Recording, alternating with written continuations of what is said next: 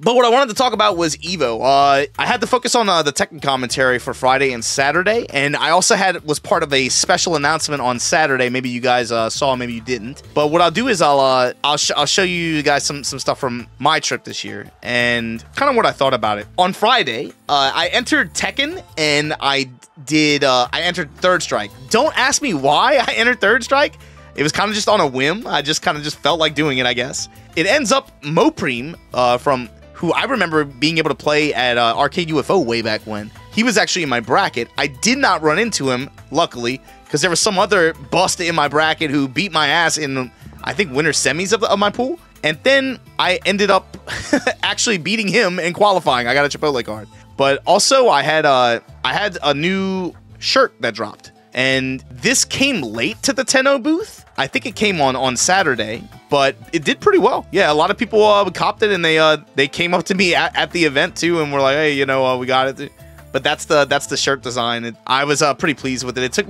It took a long time to be able to make this kind of shirt, actually, just because of the pocket. Both anecdotally and statistically, something that I'll tell you about this EVO, and I talked a little bit about it on commentary too, with regards to specifically Tekken 8, Strive, and Street Fighter 6. Now, you got to remember too, this is Street Fighter 6's second year. Typically with the way games work at major competitions like this, is their initial launch year, there will be a swell of players that come in, and both new players, etc., right? But typically that tapers off. This was Street Fighter 6's second year, Mortal Kombat 1's first year, to be fair. Strive's now, what, third year at EVO? And Tekken 8's inaugural EVO competition, right? Dennis, who works on a lot of the brackets alongside, Curly and a few other people at some of the major events like CEO and Combo. I talked to him about this on, I think, Friday, before our commentary. And what he was telling me was that actually, when you look through the brackets and you look through the entrance of people that signed up for these events at EVO this year, Tekken 8 had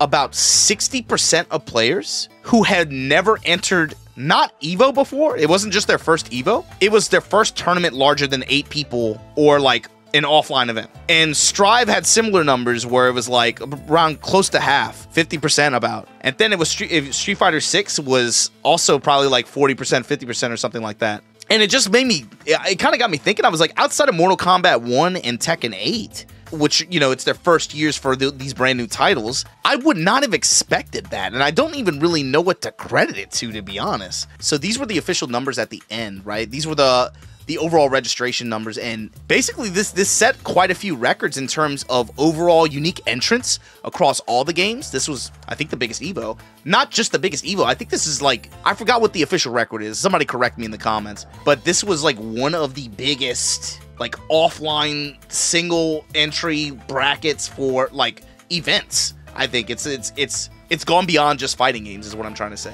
Biggest esports competition of all time, participants-wise? Yeah, that's the record. That's crazy. This 50% of new players that have never entered a big tournament before or gone to an offline tournament like that, where did these people come from? Were they just waiting in the shadows? And don't get me wrong, like, it's cool, but it's just like, it's so unexpected for me. And I'm saying this to say, like, bro, you don't have to be Daigo or Justin Wong to enter the tournament. You know what I mean? You can be a fucking nobody just like mashing, and you can enter and have fun. In fact, there were quite a few people that I met at the tournament who said that, and plenty of you guys were at EVO, and you told me what's up. You saw me at whether you were in my pool and you dapped me up, or I played you first round or something like that. I think I forgot who I played first round in Third Strike, but the guy was like, yo, can we take a picture? I felt bad, but like, you know what I mean? That kind of thing. But that's cool. I like doing that kind of stuff, and I appreciate it. Yeah, GG's to everybody I played in the tournament, and both in Third Strike and at XVSF too. Overall, the venue felt great to me. I liked a lot of the booths. I was mostly chilling, man. I thought I liked the stage layout. I didn't really have any issues. So here's the thing. You lose out on that hotel takeover environment, but it ended up kind of just being that way anyway, because most people were just at the Resorts World, and people made a big deal about the walk, but it didn't really bother me, man. It was like, what, a 15-minute hike? It wasn't even really that bad. I thought it would be a lot worse than what it was, to be honest with you. Most of that stuff didn't really bother me. The water outside, having to be outside the venue, just because of like convention center rules and stuff like that, the stuff like that is going to have to be stuff that they figure out, because I thought that was something that they had mostly solved last year, but because of the convention center and the venue change, That's probably something that they're gonna have to go back to the drawing board on. Man, talking about like the top 6s. So I feel like Mortal Kombat 1 I called in my video before EVO. KOF 15, Shao Hai ended up winning. Called that. Uni 2, Senaru, consistent attendee at Tadakai Tuesday, another Tadakai Tuesday EVO champion. Congratulations to Senaru. We see him every Tuesday. He was there last night. Good shit, man. Street Fighter 3 Third Strike, MOV, the winner of that one. I believe I said his name too in the video. Strive, I had it wrong. Strive was definitely not the average tournament. Congratulations to Nitro from New York. He got out there and won. It wasn't the same characters that you're used to seeing either. Seemed like most people kind of enjoyed it. Tekken ends up being Pakistan versus Pakistan, and not the first time we've seen that in the. Damn, we've seen that a few good times actually. I'm thinking like in the Tekken 7, in the Tekken 8, Arslan versus Atif. Maybe a taste of what's to come too on the road for that. Street Fighter 6, Punk ends up with the dubby. Big Bird, another silver place medal. Congratulations to both of them. Obviously, Punk, that's a big deal. Him getting over, you know, whatever you want to call it. But, you know, finally getting the big dub. That's probably his biggest dub to date in my mind. So now I'll share with you, I guess, kind of what I ended up doing. So we did the announcement for the EVO Awards show. That was pretty cool, pretty fun. But after that, I passed out. I woke up Sunday morning. So I was like, well, I'll go in and I'll just hang out in the arcade game and just play casual in the arcade area and just play casuals the whole day. But then Bobby and Guy Mam actually, they had to play each other in Winterside in Blaze Blue.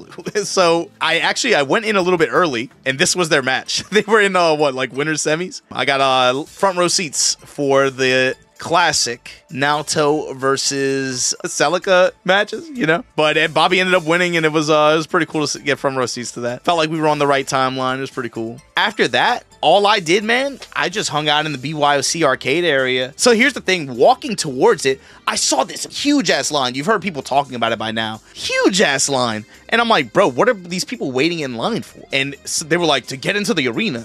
And then I remembered from when I said to myself, when me and No Pants saw Uni the day before, I was like, oh, you know, like, good luck. So here's the strats that I want to share with you guys. So the reason why I was telling you guys earlier, I say it's better to be a player. Why do I say that? Because for me, when I woke up, I was like, you know what? I just want to play a game today. Just hang out and just enjoy the event. Dude, as soon as Bobby and Guy Man were done in Blaze Blue, I went to the BYOC area and I played anything and everything. I was just fucking lost there. I could have stayed there for, I literally stayed there for hours. This is it when it was closing down. Check this out. Shout outs to Classy K. I told y'all, yo, hook me up if y'all see me. My man Classy K brought me a Sonic the Hedgehog book bag, but that's not what was cool about it. What's cool was what he put inside. 3 tall boy Arnold Palmers. Shout outs to Classy K. Bruh, I had Arnold Palmers in the arcade area. I was set for the fucking day. I was set for the day. Now look, mind you, you don't put those on the cabinets, you put them on the floor. Don't touch the hardware. And the best part, the cherry on top, and this is why I say it's better to be a player, they had a Jumbotron above us overhead. We could see everything that was happening in the arena. Unobstructed view, best seats in the house. You guys are all talking about, I gotta get in line. They didn't have enough chairs. I'll tell you where they had a fuckload of chairs. Right here. They're right in this arcade. I'll tell you where they not only had chairs, but you had as much entertainment as you could possibly ask for. The BYOC area, this is something that used to be a big deal with EVO, but it kind of got lost in the shuffle, I think, in the early 2010s. They brought this shit back in a big way. Check this out. Anything and everything you could have wanted. CVS2 and Third Strike tend to get a little bit crowded. I didn't play those as much because you have infinite options, near infinite options. You know I was mashing on some X-Men vs. Street Fighter. Tekken 8 custom cabinets, we ran that shit. Hell, I'll do you one better. Woo! I ain't gonna lie, man. I ain't gonna lie. Booting up the old Tekken 7 brought back some good ass memories, man. I ain't gonna lie to you, bro. When you haven't touched that character in a long time, and then you get a taste of it, ooh. That shit was hitting. Look at this shit, man. You gonna give me the... And I got $2. We were doing like money matches on random shit. I think I just asked somebody for $2 and they gave me $2. Playing Melty, Fate Unlimited Code. I had to fuck some dude up with Archer. You know I had to. Had to be done. All these cabs all day. Bruh, you really think I was gonna pass up the opportunity to run Gauntlet with some complete fucking strangers? Zerp came through for a little bit. We played some shit. Peep the vintage. Forgot about her. Ugh. Even mounted up a little streak in a real GG game. They don't know about that though. that was like, I think I got to like 36 wins or some shit like that. Marlon Pie was beating all the real players' asses. They left me on the cab in the BYOC area, so you know I had to run it. I thought EVO was great, and while I think it's great, I also know that my experience is kind of like different, privileged in some ways, you know? So what I wanted to ask you guys was, what did you guys think about it? Do you want to go now? Did watching it make you want to go? Was there something that you wish you could have done or gotten that you didn't? I'm curious what you guys thought about it, because for me, it was, I was pretty satisfied. I think, like, especially as an attendee, from the attendee perspective, I felt like there was so much to do. In fact, the problem now with EVO, and this is a great problem to have, mind you, but the problem that I had was there's so much stuff there, actually, that you can't do everything. Even if you're there, even you're missing something by being there. You know what I mean? That's the kind of hard part now about it. But I think that that's a good problem to have, especially with the angle that they're pushing EVO. Overall, I had a good time. Like I said, my matchup strats, guys, listen, watching in the stadium, I 100% encourage it. I probably should keep this a secret, but I'll tell you guys, you can watch the YouTube. I made the videos. You should learn a boomer game. Why? Because it'll make this a lot more fun. I cannot stress enough, if you guys go next year, you got to come to the BYOC arcade area. I'm telling you, this shit was the highlight of my weekend. And I had a great weekend too. That's what I'm saying. Like, this is too good. Yeah, I don't know how much bigger they can push for this to be realistically either. It had so much stuff. But this was a, yeah, genuinely pretty fun EVO for me. I had a good time. And I'm curious to hear what you guys have to say and what you guys thought about it. So let me know in the comments below, and I'll holler at you guys later. Everybody be easy.